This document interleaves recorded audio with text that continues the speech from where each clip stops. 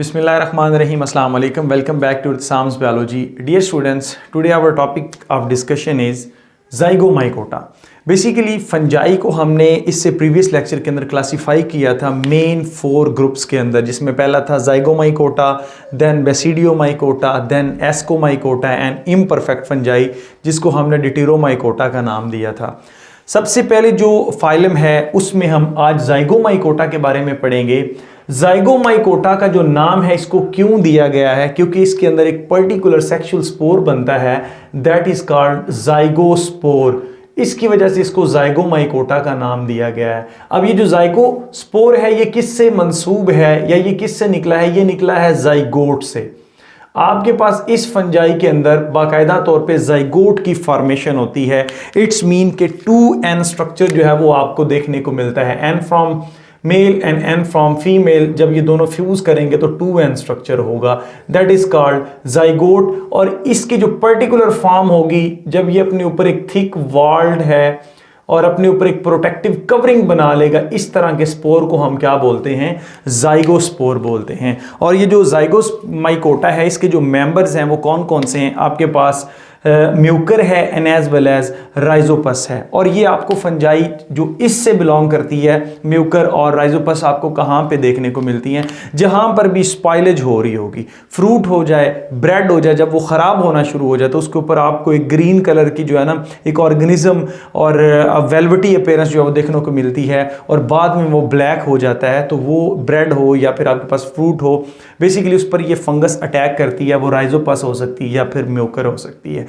या फिर सॉइल के अंदर भी जो है जहाँ पर लिटर होगा, ऑर्गेनिक मैटर होगा, जहाँ पर आप कह सकते हैं कि जो एनिमल मैनोर होगा उसकी भी जो है डीकम्पोजिशन करती है, तो वहाँ पर भी आपको ये देखने को मिलती है. अगर इसका स्ट्रक्चर देखा जाए तो स्ट्रक्चर में इसका जो हाइफी होता है दैट इज सिनोसिटिक हाइफी, और वी कैन से एसेप्टेट. यहाँ पर जो न्यूक्लियाई हैं बहुत सारे सेल्स के वो इकट्ठे होते हैं. साइटोप्लाज्म जो है वो एक दूसरे के साथ मतलब किसी भी क्रॉस वॉल से सेपरेट नहीं होता बल्कि इकट्ठा होता है. सो सिनोसिटिक हाइफी है, ये एक इंपॉर्टेंट डेफिनेशन आ जाती है व्हाट इज सिनोसिटिक हाइफी और एसेप्टेट हाइफी. तो इसको आप जो है ना वो हाईलाइट कर लें. फिर उसके बाद इसके ऊपर एक पर्टिकुलर किस्म के स्ट्रक्चर लगते हैं, दीज आर कॉल्ड स्पोरेंजिया. अब ये जो स्पोरेंजिया हैं ये ग्लोबुलर होते हैं और इन स्पोरेंजिया के अंदर स्पोर्स लगेंगे जो मैच्योरिटी पर ब्लैक हो जाते हैं, जिसकी वजह से कुछ अरसे के बाद ये जो भी ब्रेड होगी जिसके ऊपर ये फंजाई ग्रो कर रही होती है वो ब्लैक हो जाती है. तो इसमें मेन स्ट्रक्चर यही हैं. और यहाँ पर हमें कुछ मॉडिफाइड हाइफी जो है ना वो देखने को मिलते हैं जो राइजाइड लाइक स्ट्रक्चर होते हैं. इट्स मीन कि ये एब्जॉर्प्शन में हेल्प करते हैं. ये हम इनको ट्रू राइजाइड नहीं बोल सकते. वैसे तो ये यूमाइकोटा से है, इसको हम बोलते हैं ट्रू फंजाई. मिक्सोमाइकोटा से ये बिलोंग नहीं करती जो आप चैप्टर नंबर 7 में पढ़ कर आए हैं. तो ये यूमाइकोटा से है, लेकिन इस पर राइजाइड लाइक स्ट्रक्चर है. हाइफी जो है वो मॉडिफाई हुए होते हैं, राइजाइड लाइक स्ट्रक्चर बनाते हैं ताकि एब्जॉर्प्शन जो है उसको क्या किया जाए? मैक्सिमम किया जाए. फिर नेक्स्ट हमारी आती है बात इसकी रिप्रोडक्शन पे. रिप्रोडक्शन ये तीनों तरह से करता है, वेजिटेटिवली भी करता है, एसेक्सुअली भी करता है और सेक्सुअली भी जो है वो रिप्रोडक्शन करता है. सबसे पहले हमारे पास आती है फ्रेगमेंटेशन. फ्रेगमेंटेशन जो है ना ये वेजिटेटिव जो है वो प्रोपगेशन और वेजिटेटिव रिप्रोडक्शन है. इसमें क्या होता है बेसिकली कि इसकी जो वेजिटेटिव बॉडी है, ये जो हाइफी है, इसमें यहाँ से ब्रेकेज आ गई है. जब ब्रेकेज आई है तो फिर क्या होगा? ये एक नया हाइफी बना लेगा और ये वाला एक नया हाइफी बना लेगा. This is called fragmentation and vegetative reproduction. Next हमारे पास है एसेक्सुअल रिप्रोडक्शन और we can say spore formation. ये एसेक्सुअल रिप्रोडक्शन, इसको हम इंशाल्लाह अगले लाइफ साइकिल के अंदर जो है वो डिस्कस करेंगे. और फिर इसमें सेक्सुअल रिप्रोडक्शन भी आती है बाय फॉर्मेशन ऑफ ज़ाइगोस्पोर. तो जो ज़ाइगोस्पोर है ये एक सेक्सुअल स्पोर होता है, जैसा कि हम ऑलरेडी डिस्कस कर चुके हैं. इसमें यहाँ पर एक जो कंपैटिबल स्ट्रेन्स होंगे इसके, यानी कि ये जो हाइफी हैं जो कंपैटिबल होंगे वो आपस में एक तरह से अपना जो गैमीट की प्रोडक्शन वो करेंगे, गैमीटेंजिया बनाएंगे, और फिर वहाँ पर क्या होगा? उनके अंदर वो उसका जो साइटोप्लाज्मिक कंटेंट है वो शेयर होगा. फिर वहाँ पर फ्यूजन होगी, फर्टिलाइजेशन होगी जिसको बोलते हैं, और वहाँ पर एक ज़ाइगोट बनेगा और ज़ाइगोस्पोर बनेगा. वो कैसे बनता है? हमारा नेक्स्ट जो है प्रोसेस वो यही है. देखें इसमें ये जो रेड से मैंने बनाई है इसको हम नेगेटिव स्ट्रेन बोल लेते हैं। लाइक हम क्या देते हैं, सपोज कर लेते हैं, इसमें मेल और फीमेल का कोई सीन तो नहीं है, लेकिन हम क्या देते हैं कि यहाँ पर ये क्या है, नेगेटिव को हमने क्या नाम दे दिया है, फीमेल स्ट्रेन से। ठीक है, इसी तरह से इसी वजह से मैंने इसको रेड से जो है ना वो शो किया है। ब्लैक जो है वो आपके पास यहाँ पर वो मेल कर लें, तो यहाँ पर ये जो हाइफी हैं इनकी टिप के ऊपर पर्टिकुलर सेल्स, कुछ ऐसे सेल्स होते हैं वो क्या करते हैं, मॉडिफाइड हो जाते हैं इनटू द गमीटेंजिया, और we can say gamete formation जो है वो यहाँ पर होती है। मिसाल के तौर पर ये हाइफी था तो यहाँ पर ये एक सेल जो था ये मॉडिफाई हो गया है, that is n in number, और इसने ये, इसको हम क्या बोलते हैं, दैट इज गमीट फॉर्मेशन और गमीटेंजिया का नाम देंगे। इसी तरह से ये जो फीमेल है इसकी भी जो टिप के आगे है, टिप पे क्या हुआ है, एक सेल मॉडिफाई हुआ है और इसने भी क्या बना दिया है, एक n इन नंबर जो है वो गैमीट की प्रोडक्शन की है। सो नेक्स्ट अगले ही स्टेप में क्या होगा, अगले स्टेप में जी इसकी क्या हुई है, फ्यूजन हो गई है। तो यहाँ पर हम देख लेते हैं, ये हुई है फ्यूजन, और इस फ्यूजन के रिजल्ट में ये आपके पास नेगेटिव स्ट्रेन था, ये आपके पास उसी तरह से पॉजिटिव स्ट्रेन है, और यहाँ पर फ्यूजन होने के बाद एक बड़ा सा स्ट्रक्चर बनेगा क्योंकि दोनों का जो साइटोप्लाज्मिक कंटेंट है वो एक दूसरे के साथ मैच कर गया। ठीक है, अब ये जो स्ट्रक्चर है, नाउ दिस इज 2n, ये 2n स्ट्रक्चर है, और अब इसने क्या किया, अपने ऊपर एक थिक वॉल बना ली है, और ये अब आपके पास क्या कहलाएगा, जाइगोस्पोर कहलाएगा। ये जो जाइगोस्पोर है ये 2n इन नंबर है। सून आफ्टर जाइगोस्पोर फॉर्मेशन यहाँ पर क्या होगा, मियोसिस होगी, इसी के अंदर मियोसिस होगी।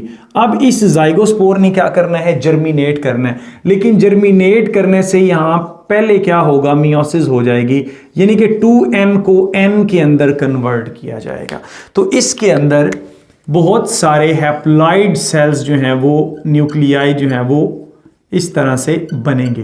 अब ये जर्मिनेट करेगा, और जर्मिनेट जब इसको फेवरेबल कंडीशन मिलेगी, चूंकि ये हैप्लॉइड हो चुका है, तो एक ये माइसीलियम बनाएगा जिसके अंदर सारे के सारे क्या होंगे, सारे के सारे न्यूक्लियाई जो हैं वो हैप्लॉइड होंगे, क्योंकि हमने फंजाई के बारे में पढ़ा था कि मोस्ट ऑफ द केसेस जो हैं वहाँ पर ये क्या रहती है, जिसको पूरी जो लाइफ है इसकी, या तो वो डाइकैरियोटिक फॉर्म में रहती है, आगे जो हम पढ़ेंगे लाइक बेसिडियोमाइकोटा, एनेस्कोमाइकोटा के अंदर, या फिर ये हैप्लॉइड फॉर्म के अंदर रहती है, वहाँ पर भी डाइकैरियोटिक फॉर्म में है। फ्यूजन से पहले वो दोनों अलग अलग रह रहे होते हैं, न्यूक्लियस दोनों आपस में फ्यूज नहीं करते, तो हैप्लॉइड फॉर्म में रहते हैं। तो ये मोस्टली फंजाई जो है ना वो हैप्लॉइड होती है। उसके बाद डिप्लॉइड देखेंगे थोड़े से स्टेज के लिए, यहाँ पर क्या हुआ है, जाइगोस्पोर फॉर्मेशन हुई है। नेक्स्ट जो है ये हाइफी जो है, ये भी आपके पास क्या है, हैप्लॉइड हाइफी है, और इसके ऊपर अब क्या होना है, इस हाइफी के ऊपर कुछ अरसे बाद स्पोरेंजिया लगेंगे। उसी तरह से जैसा कि मैं ये हाइफी बना देता हूँ, और इस हाइफी के ऊपर ये स्पोरेंजियम लगे हैं जी, ये स्पोरेंजियोफोर है जिसके ऊपर स्पोरेंजिया होगा, और इसके ऊपर ये ग्लोबुलर एक स्पोरेंजियम बनेगा, और इस स्पोरेंजियम के अंदर बहुत सारे एसेक्सुअल नॉन मोटाइल, यानी कि ये हरकत नहीं कर सकते, नॉन मोटाइल क्या बन रहे हैं, स्पोर बन रहे हैं। So this is called sporangium, और जिसके ऊपर ये लगा हुआ है दैट इज कॉल्ड स्पोरेंजियोफोर। अब नेक्स्ट क्या है कि इसके अंदर एक स्पेसिफिक ऐसे डोम लाइक स्ट्रक्चर मौजूद होता है दैट इज कॉल्ड कॉलमिला। ये इसकी डेइसेंस करवाने में हेल्प करता है। डेइसेंस से मुराद क्या है, इसको रप्चर करवाएगा। ये जो आपके पास है दैट इज स्पोरेंजियम, ये रप्चर होगा। जब ये रप्चर होगा तो इसके अंदर से बहुत सारे स्पोर्स निकल के बाहर आएंगे।